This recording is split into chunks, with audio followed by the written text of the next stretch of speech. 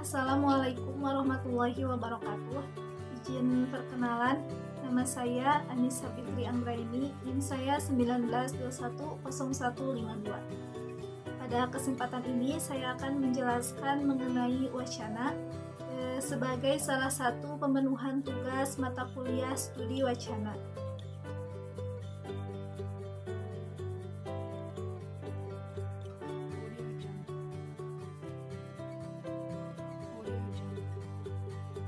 Pembahasan pertama yaitu mengenai pengertian wacana.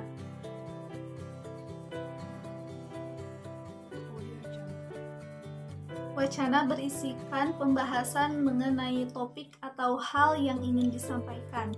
Wacana juga disusun secara berkelanjutan atau berkesinambungan. Artinya, wacana ini memiliki keterikatan antara unsur dalam suatu teks serta memiliki hubungan yang logis antar kalimat dalam suatu paragraf. Selanjutnya yaitu saya akan menyampaikan mengenai pengertian menurut para ahli. Di sini saya akan menyampaikan menurut Samsudin pada tahun 1992. Beliau mengatakan bahwa wacana merupakan rangkaian ujar atau rangkaian tindak tutur yang mengungkapkan suatu hal atau subjek yang disajikan secara teratur dan sistematis dalam suatu kesatuan yang koheren, yang dibentuk oleh unsur segmental atau non-segmental bahasa.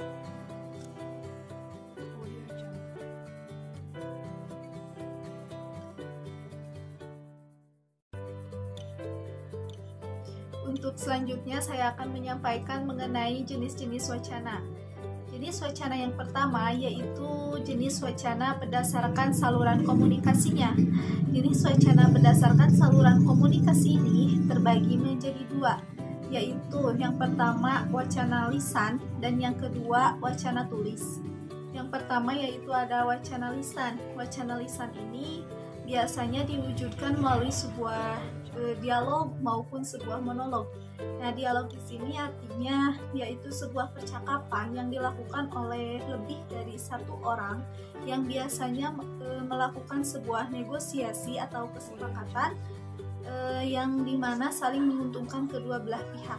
Sedangkan monolog di sini yaitu percakapan yang dilakukan oleh seorang diri maupun aktor dalam sebuah drama yang melakukan sebuah percakapan dengan dirinya sendiri. Yang kedua yaitu wacana tulis. Wacana tulis ini merupakan turunan dari wacana lisan. Artinya, wacana tulis ini merupakan transkripsi dari wacana lisan. Biasanya, wacana tulis ini berbentuk dalam sebuah naskah, artikel, maupun surat kabar. Jenis wacana selanjutnya yaitu ada wacana berdasarkan sifat isinya. Biasanya, jenis wacana ini mengacu terhadap isi kandungan dari wacana tersebut, apakah isinya bersifat faktual, nyata, rekaan, maupun imajinasi. Jenis wacana berdasarkan sifat isinya, yang pertama yaitu ada wacana fiksi, di mana dalam wacana ini isi kandungannya bersifat imajinatif atau rekaan. Contohnya ada wacana prosa, drama, maupun puisi. Dalam wacana ini juga biasanya terdapat banyak kata konotasi dan menggunakan gaya bahasa metafora dan hiperbola. Yang kedua yaitu ada wacana non-fiksi. Wacana non-fiksi ini merupakan wacana yang bersifat fakta atau kenyataan, di mana segala sesuatu yang terdapat dalam isi wacana tersebut dapat ditelusuri di dunia nyata. Biasanya wacana non-fiksi ini bersifat denotatif ataupun objektif. Contoh dari wacana non-fiksi ini contohnya yaitu wacana berita. Jenis wacana selanjutnya yaitu wacana berdasarkan bentuk isi dan cara penyampaiannya. Yang pertama, wacana deskriptif. Wacana deskriptif ini merupakan wacana yang menggambarkan mengenai suatu hal, baik itu suatu benda, peristiwa, maupun suatu proses. Biasanya dalam wacana deskriptif ini bersifat faktual dalam penyampaiannya.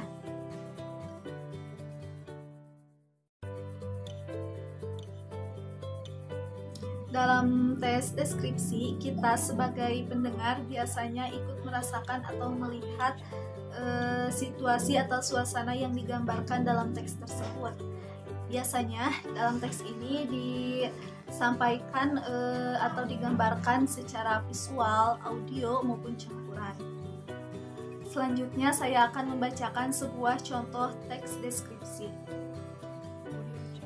Mobil sedan merah terparkir di depan gedung olahraga dengan posisi tidak sesuai jalur parkir.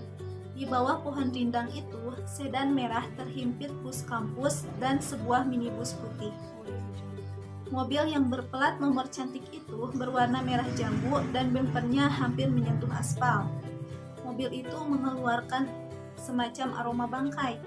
Ketika didekati, ternyata aroma itu semakin tercium dan semakin menyengat bau busuknya. Sedan dengan kaca yang nyaris hitam gelap itu semakin misterius, hingga orang di luar mobil tak dapat melihat apapun di dalamnya. Ternyata dari mobil sedan itu ditemukan 2 bangkai kucing yang mulai membusuk.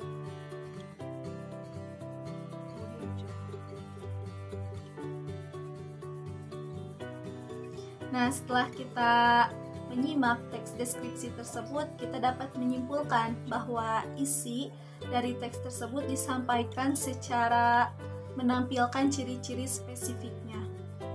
Selanjutnya yaitu wacana naratif atau biasanya disebut juga sebagai wacana narasi.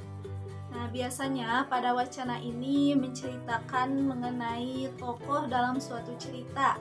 Teks narasi ini tidak terlepas dari alur, baik itu alur maju maupun alur mundur. Contoh dari wacana narasi atau teks narasi ini yaitu ada cerpen, novel, maupun drama.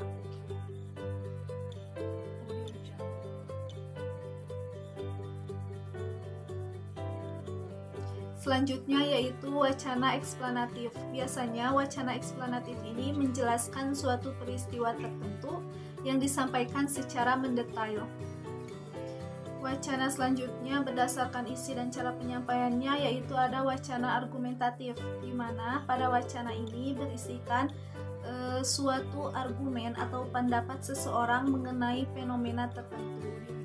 Yang terakhir yaitu ada wacana instruktif. Biasanya pada isi wacana ini bersifat memerintah. Mungkin sekian yang dapat saya sampaikan pembahasan studi wacana mengenai pengertian dan jenis-jenis wacana.